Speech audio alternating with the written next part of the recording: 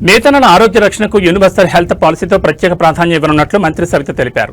ధర్మవరంలో నిర్వహించిన mega handloom cluster అవగాహన సదస్సులో మంత్రి సత్యకుమార్ యాదవ్, రాష్ట్ర జౌళి శాఖ మంత్రి Savitha, Sathya Sai Satyakumar Yadav, textiles commissioner Rekharani, Dharmavaram TDP incharge Paritala Sriram, Janasena పట్టణాధ్యక్షుడు రాష్ట్ర కార్యదర్శి చిలక మధుసూదన్ రెడ్డి పాల్గొన్నారు.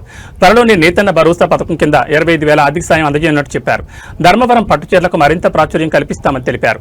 ఇక మరో మంత్రి సత్యకుమార్ యాదవ్ మాట్లాడుతూ 2024 సార్వత్రిక ఎన్నికల సమయంలో ఇచ్చిన హామీ మేరకు హ్యాండ్లూమ్ మెగా క్లస్టర్ను ధర్మవరానికి తీసుకురావడం తన బాధ్యతగా భావించి కేంద్ర మరియు రాష్ట్ర ప్రభుత్వాల సమన్వయ సహకారంతో ఈ ప్రాజెక్టును సాధించడం జరిగిందని మంత్రి సత్యకుమార్ యాదవ్ పేర్కొన్నారు. సుమారు 40 కోట్ల కేంద్ర నిధులతో ప్రారంభమైన ఈ ప్రాజెక్టును మాస్టర్ వీవర్స్ భాగస్వామ్యంతో 100 కోట్ల స్థాయికి విస్తరించే దిశగా చర్యలు తీసుకుంటున్నామని తెలిపారు. తిరుమల శ్రీవారి శాలువాల ఆర్డర్లు స్థానిక నేతన్నలకు రావడం ధర్మవరం ప్రాంతానికి గర్వకారణమని అన్నారు.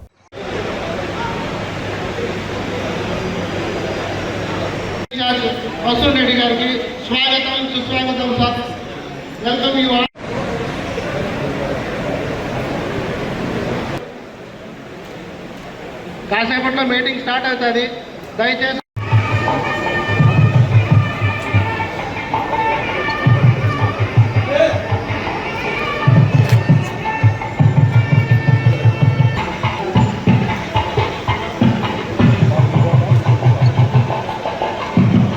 మన చేనేతను ఇంకో 200 సంవత్సరాలు బ్రతికించడానికి మూలమైన పెద్దలకు ప్రతి ఒక్కరికి పాదాభివందనములు.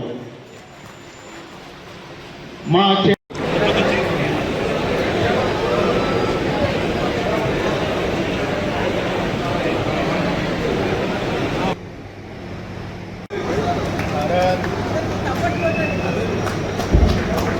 భారత్ మాతాకి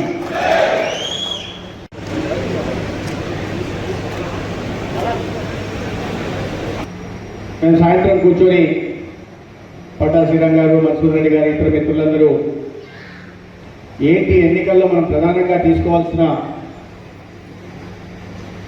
సమస్యలు ఏంటి, ఇష్యూస్ ఏమున్నాయి అని మాట్లాడుతున్నప్పుడు శ్రీరామ్ గారు కానీ మధుసూదన్ రెడ్డి గారు కానీ చేనేతల సమస్యల గురించి ప్రధానంగా ప్రస్తావించారు.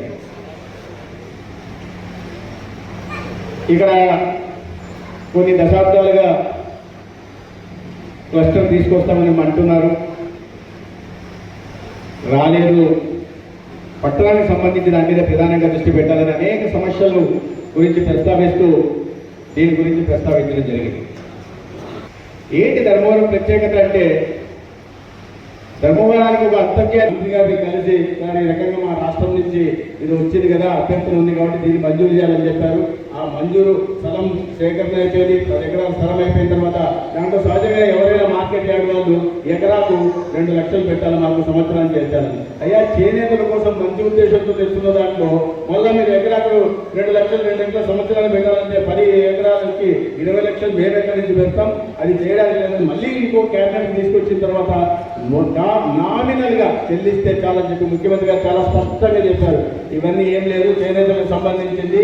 మనకు చేనేతలు మొత్తం మన ఎన్నికలు జరిగినప్పుడు చేనేతలు మూకుమ్మడిగా ఎన్డీఏకి సమర్పించారు, ఆశీర్వదించారు. కాబట్టి వాళ్ళ రుణం మనం తీసుకోవాలి. కాబట్టి ఏమి లేకుండా నేను ఇచ్చేయండి అని చెప్తే వెంటనే క్యాబినెట్ పెట్టి ఇచ్చేయండి.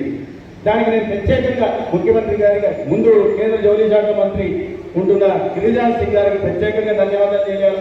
ఇది మార్గం సులువు కావడానికి, మార్కెట్ యార్డ్ స్థలం మనకు రావడానికి పూర్తిగా ప్రోత్సహించి సహకరించిన ముఖ్యమంత్రి గారికి కానీ, అచ్చెన్నాయుడు గారు కానీ, లేదా జౌళి శాఖ మంత్రి సవితమ్మ గారికి, కమిషనర్ గారికి నేను ప్రత్యేకంగా ధన్యవాదాలు చెప్పాలి. ఇక్కడ ఇంకోటి ప్రత్యేకంగా ధన్యవాదాలు ఎవరికంటే మా సోదరి సవితమ్మ గారికి చెప్పాలి. ఏంటంటే జౌళి శాఖ మంత్రిగా ఆవిడ ప్రమోట్ చేయాలా, హ్యాండ్లూమ్ని ప్రమోట్ చేయాలా, కానీ ప్రత్యేకంగా ధర్మవరం సిల్క్ని ప్రమోట్ చేస్తున్నారు. మొన్న అసెంబ్లీ ఎన్నికలు జరిగితే మొత్తం మహిళా ఎమ్మెల్యేలు ఎంత ఉన్నారో అందరికీ కూడా ధర్మవరం చీరలు ఇచ్చి ఆ సాంస్కృతిక కార్యక్రమాలు జరిగినప్పుడు అందరూ కలిసి ర్యాంపు మీద వాక్ కూడా చేసింది. ఆయన కూడా చరిత్ర ఒక ఇవాళ చాలా గర్వకారణం.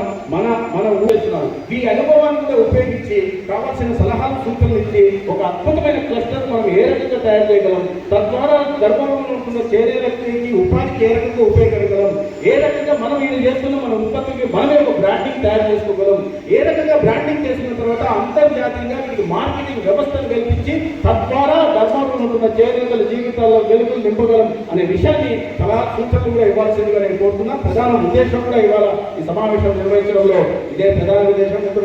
పక్కన పెడదాం. నేను ఇంకో మాట కూడా అనేక ఇచ్చిన వీటిల్లో ఇంకోటి కూడా చెప్పాను. మనందరూ తెలుసు, మీకు ఆయుర్వేద పండితుడు కవి కృష్ణమాచార్యులు నడియాడిన నేల. అందుకని ఆయన స్మృతికి చిహ్నంగా ధర్మవరానికి కూడా మంచి కళాశాలను తెస్తామని చెప్తాం. ధర్మవరానికి ఆయుర్వేద మెడికల్ కళాశాలను కూడా మంజూరు చేశాం.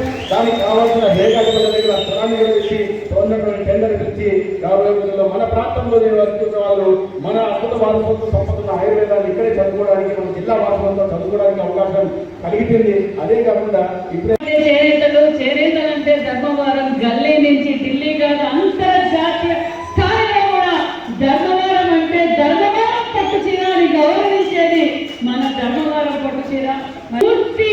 పూర్తి స్థాయిలో మా ధర్మవరం చేనేతలకు నేను ప్రామిస్ చేశాను. ఆ మాటని నిలబెట్టుకోవాలని ఒక పక్క మా డిపార్ట్మెంట్ పరుగులు పెట్టిస్తూ మొత్తంగా కష్టపడింది అయితే మరి సత్యకుమార్ యాదవ్ గారు అనే విషయాన్ని తెలియజేస్తున్నాను. ఎప్పటికప్పుడు చేనేతల గురించి ఇప్పుడే కాదు, ప్రతిపక్షంలో ఉన్నప్పుడు కూడా చేనేతల కష్టాలను ప్రత్యక్షంగా చూడడం ఎప్పటికప్పుడు అవగాహన ఉన్న వ్యక్తి మన పరిటాల శ్రీరామరావు గారికి, అదేవిధంగా జనసేన రాష్ట్ర నాయకులు మరి మధుసూదన్ రెడ్డి గారికి, మరి కాటమయ్య గారికి, మరి వేదిక పైన ఉన్న పెద్దలకు, అదేవిధంగా కూటమి నాయకులకు, మరి గోగుల వస్త్రంగా మరిచి మనిషి మానాన్ని కాపాడే నా చేనేత కుటుంబ సభ్యులకు కూడా శిరస్సు వచ్చి ధన్యవాదాలు తెలియజేస్తున్నా. నిజంగా నిలబడుతుంది. మరి నిజంగానే చేనేత కార్మికులు, చేనేత కళాకారులు కష్టానికి మారుపేరు మన చేనేత కార్మికులు అన్న విషయాన్ని నేను తెలియజేస్తున్నాం. ఎందుకంటే భారతదేశంలో ఎక్కువగా ఆధారపడేది రైతాంగం, మరి రెండో స్థానం వచ్చి మన చేనేత రంగం అన్న విషయాన్ని మీకు తెలియజేస్తూ, నిజంగానే మరి ప్రధానమంత్రి గారి ఆశీర్వాదంతో ఈరోజు చేనేతగా కూడా మన కేంద్రంలో బడ్జెట్ కేటాయింపులో కూడా మన రాష్ట్రానికి చేనేతలకు మరి సింహభాగమే అందించిన విషయాన్ని కూడా మీకు తెలియజేస్తూ, ఒక పక్క